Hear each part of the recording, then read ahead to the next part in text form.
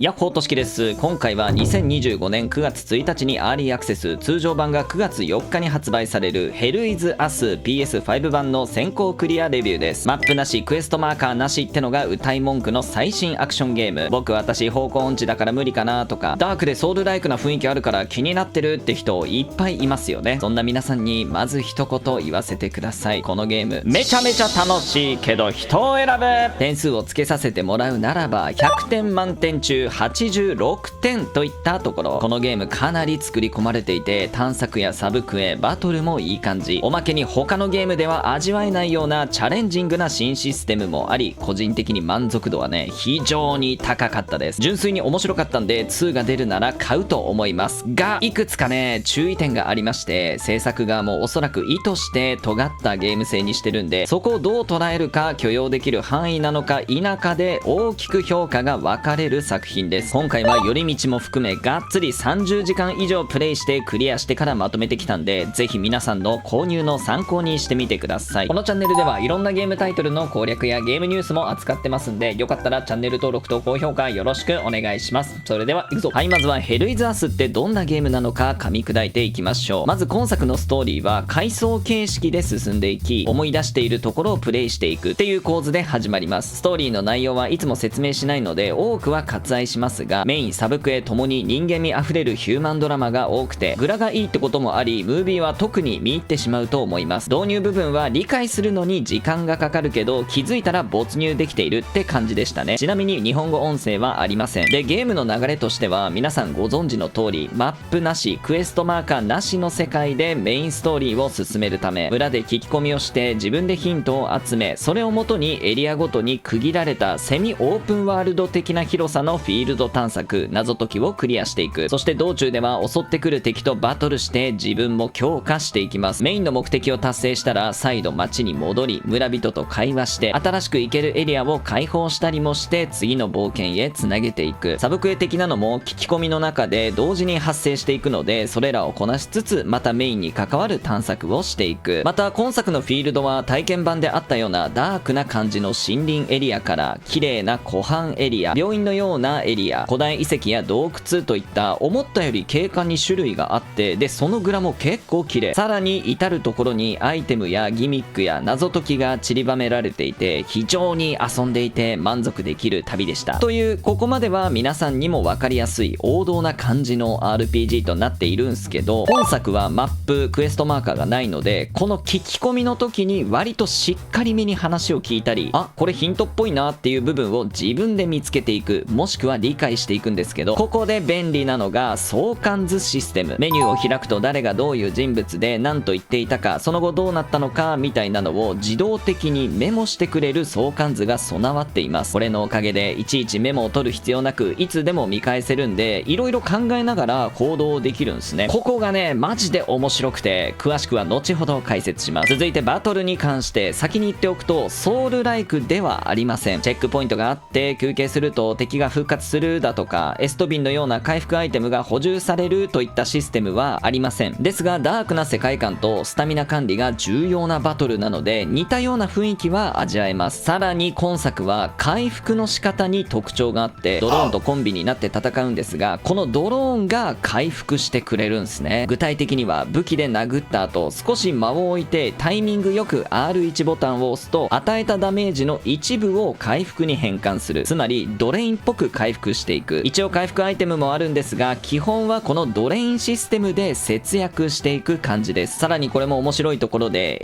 HP が減るとその HP バー分までしかスタミナが自動回復しない設計なんですね。仮に HP が半分だとしたらスタミナの上限値も半分まで減る。しかし攻撃すればドレインで回復できるチャンスがあるので、よりスタミナを意識しながら立ち回るっていうね、新感覚でハラハラするバトルが楽しめます。敵も結構癖があって、それこそソウルライクの敵のように人型相手ではないことの方が多くて、プリズムみたいな敵は最初に倒さないといけないとか、そもそも人型じゃないので攻撃手段もマジで様々あって、慣れるまでは強って感じで結構ヒリヒリしたバトルを味わえましたね。また今作にはパリーもあって、敵の体感ゲージを崩しきるといわゆる致命攻撃に派生でき、一気に倒すことができます。設定で難易度選択というかカスタマイズができるんで、難しすぎて投げるるってことはほぼありません。デスペナルティもなくせるんでアクション苦手な人も大丈夫です。そして育成要素スキルに関して今作は主人公自体にレベルの概念はなくて、敵を倒すと経験値が入って上がっていく武器レベルと鍛冶屋で防具のレベルを強化することでどんどん強くなっていく方式。物語の進行で鍛冶屋が利用できるようになるので、いろいろカスタマイズや強化をしていってサブクエなんかもクリアすることで新たな装備や報酬がゲットできるんで、より自分を強化していける。戦闘では様々なスキルを使うことができ、突進や回転切りみたいなやつ、魔法みたいな技もありました。これは武器につけるタイプとドローンに装着するタイプがあり、こちらもサブクエや探索などで手に入るのでフィールドを駆け回る目的にもなってますね。武器種は剣や体剣、双剣など色々ありますが、種類はそれほど多くありませんし、ビルドっていうほどではありませんが、それでも組み合わせを考えて使うのが楽しかったですね。ボリュームに関しては個人的に満足なレベルでありました。メインが結構濃密なのと、サブクエもね結構豊富、各地のお宝集めだったりもあって、あと面白いのがタイムループっていうでっかい球体が各フィールドにあって、これも解決していくのが一つコンテンツとしてあります。解決の仕方は楽しみを奪ってしまうのでここでは紹介しませんが、まあそうですね、いろんな敵を倒していくといいことがあるかもね。総じてボリュームはサブクエ含めだいたい30時間以上は保証されています。結構ありますよね。はい、こんな感じでだいたい紹介してきましたがいかがでしょうか。個人的にはかなり満足な内容なので、この後お話しする特に気になった点の丸1、ここだけ OK だなって思えたならばぜひ買ってプレイしていただきたい両ゲーです。はい、じゃあまずは良かった点からいきます。1つ目は何といっても今作の売り、マップなしクエストマーカーなしがちゃんと生きてるってところです。最初はね、この時代にそれは無理難題だろうとかって思いました。皆さんも今そう思ってますよね。マップなしって気になるけど少し怖いみたいな。でいざプレイしてみるとめっちゃ楽しい。マジでしっかり考えられてていい感じに機能してるんすよ。まず全体的に各フィールドの広さがマップ機能なしで覚えてプレイするのにちょうど良い広さ。覚えるのがきついほどマップが広すぎますってことはないんで、まずここはご安心ください。そしてメニューの相関図システムによってメインに関わる会話であったり得た知識、ヒントは自動的にメモってくれてあるんで、最低限の便利さは保証してくれてます。あとはプレイヤーに気持ちいいぐらいぶん投げてくれてあるんで、よっしゃやったるって気にさせてくれてマジで好印象でした。村やマップのあちこちを冒険します。いろんな NPC に話しかけます。集めたヒントをメニュー画面で確認して自分で考えて謎を解き明かしていく。そこにこのゲーム最大の魅力が詰まっていて、硬派なゲームにはなってるんですけど、もともとゲームってそうだったんだよなと、ひいては自分で切り開いていくのがこんなに楽しいものだったのかと思い出させてくれます。昨今のゲームの風潮とは真逆をいく設計で、好みがはっきり分かれるのは目に見えてますよね。制作陣ももちろん分かってます。ですが個人的には最近のゲームは本当分かりやすすぎて、これ接待ですかってくらいの丁寧な動線、目的地なんかもすぐ表示してくれるし、目的の範囲なんかも見れる。そこまでやってしまうと自分で考えなくてよくなるんで、なんか作業に感じてしまう節が多々あるんですよね。昔のドラクエや FF テイルズなんかもそうですが、自分がどこに行くべきなのか、物語の流れを理解してるからこそすんなり進んでいける。まさにロールを演じて遊ぶからロールプレイングゲームだなっていうのありましたよね。だってマップがもう表示されてて、怪しい行き止まりとか細かい道あったら宝箱あるでしょ、ほらあったってなっちゃって、それは探索になってるんかなって感じちゃう派なんすね。そこで今作はね、ほんとその探索を尖らせた感じ、やっぱゲームってこうだよねって。マップって本来はサブ的な補助の便利機能であって過剰に必要なものではない、支えぐらいであるべきもの。与えられた課題を自分で解いていくのが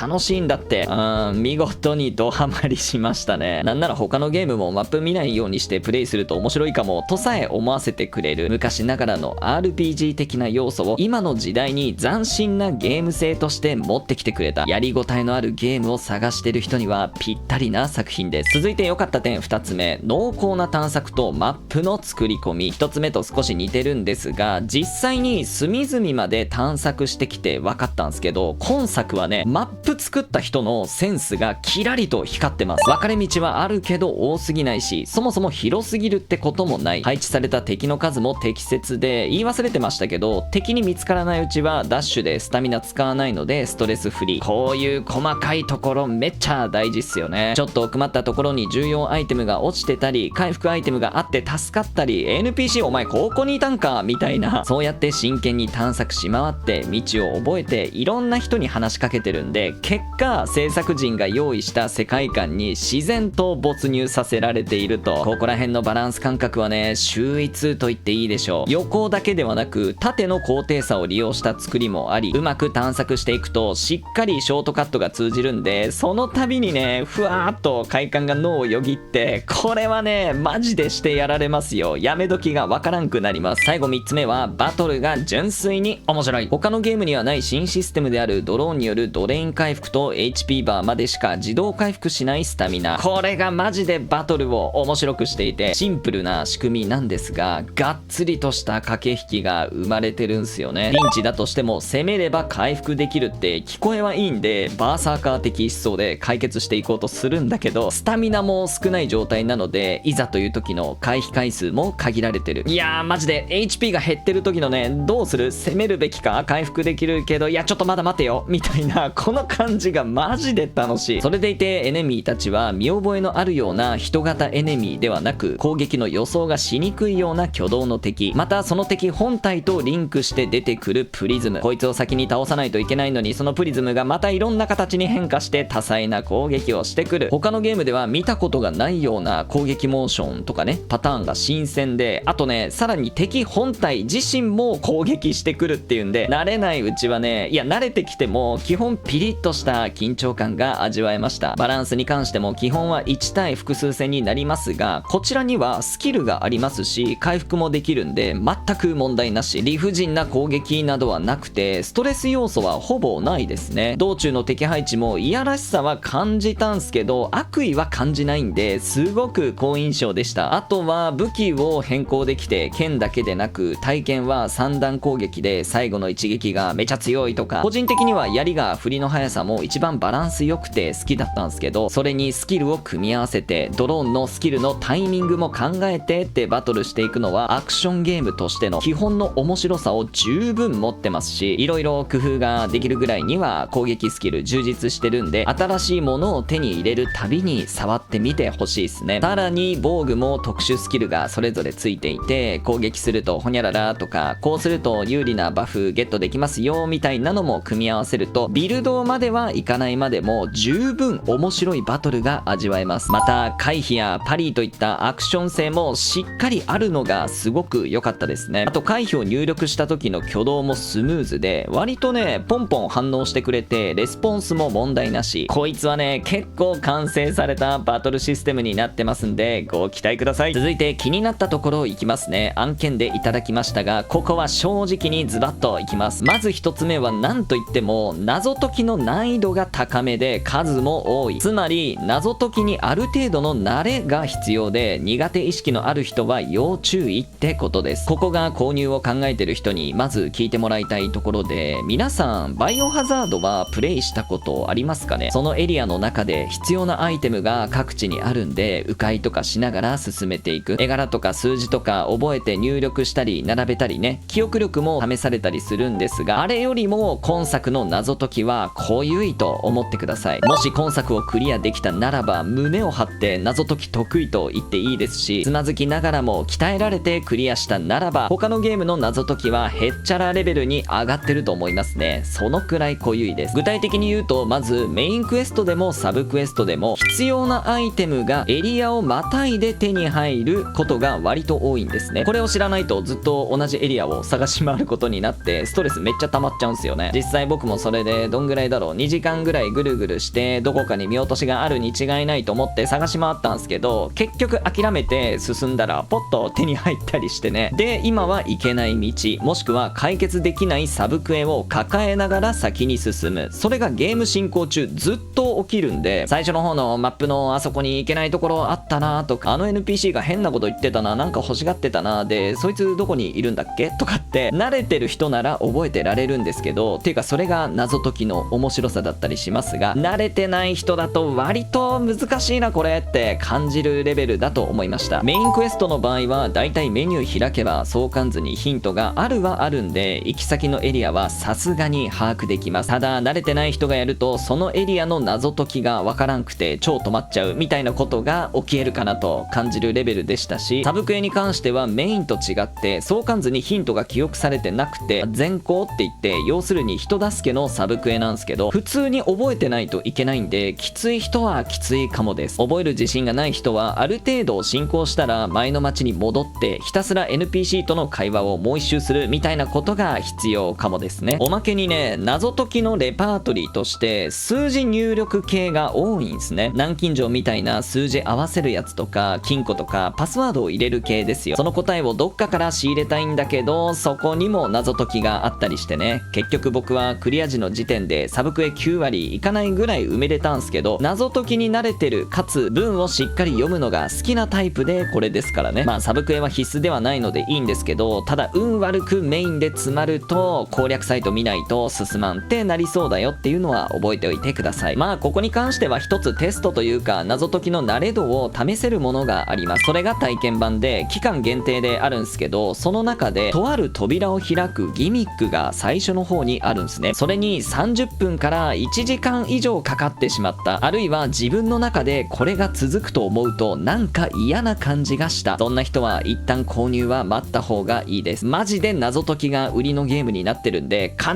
ずどこかでねストレスになってしまいます。逆を言えば謎解き大好きな人は圧倒的に没入できると思います。実際僕は大好物でした。プレイヤーにしっかり考えてもらいながら楽しんでほしいっていう制作者側がね意図してこういう尖った設計にしてる分、購入前にここはめちゃくちゃ大事なので長めにお話ししました。まあ最悪今の時代攻略サイト見れば積むことはないんすけどね。でもまあ何かに負けた感じがしないかい。気になった点2つ目、乗り物がないですね。これはできれば公式さんに届いて改善してもらえたら嬉しいなと切に願うところで、本作はね乗り物が存在しないんですね。あるといえば車が1台あるんですけど、それはエリア間のファストトラベル機能なだけで実際に乗って移動するタイプの乗り物ではないんですね。でエリア間のファストトラベルの他にもう一つワープできる要素があって、それが要所要所にあるセーブポイントからその車に戻るって機能で、だいたい車はそのマップの開始地点にあるんで、要するにそのエリアの攻略が終わったらスタート位置に簡単に戻れますよ、他のエリアに行けますよって機能があるだけなんです。ただこのゲームプレイしていると本当にあちこち探索しに行くんで、例えばあの NPC ってなんて言ってたっけとか、あそこの道行けるようになってないかな、あのギミック今だったら解決できるかもとかね、一回行ったところにもう一回確認しに行くなんてザラにあります。でそれが全部スタート位置から離れてますとかよくあるんで、虚無の徒歩での移動時間が割とある感じになっちゃってる。マップなしクエストマーカーなしっていう意味のある不便さはバチコーイって感じなんですけど、スタート位置に戻れるってだけだと正直これは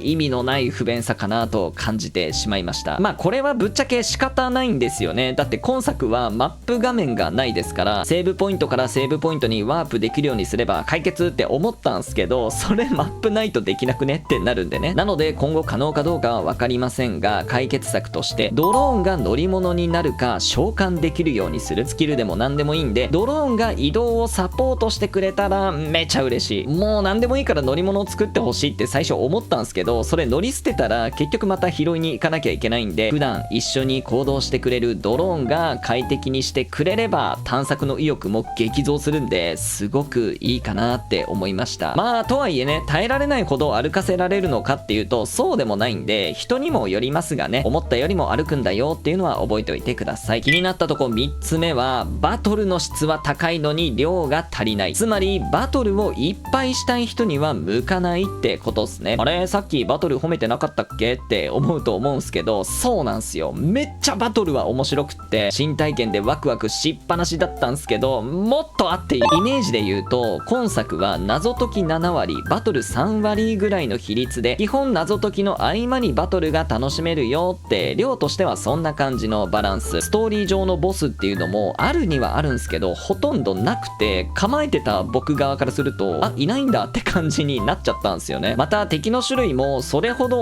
多くないですし、武器や装備も多くはない。それなのに HP までしかスタミナが回復しないワクワクシステムだとか、ドローンとの共闘や武器スキルも楽しい。なんならドローンにも愛着が湧く始末。もうバトル関連のシステムが秀逸すぎて、質はめっちゃいいんだけど量が少ない、これにつきますね。さらに言うなら、この HP バーまでしか回復しないスタミナとドレイン回復の組み合わせなんてほんとお宝ですよ。やったらわかるんですけど、単純なようでめっちゃ駆け引きが生まれるんすね。一回殴るだけでも微量に回復できるんで、細々いくのか、大胆に3段目まで入れて即回避して大回復狙うのかとか、いやーそもそも HP 減って回避も連発できなくってるんでうかつに近づけないとか、もうね HP 半分あたりから急に緊張感アップして楽しくて仕方ない。今回の比率を逆にして敵の量を増やして武器装備も増やし、謎解きは少なめ。本作のバトルシステムをメインにしたゲームはどうなるんだろうって想像してみても全然成立してて、本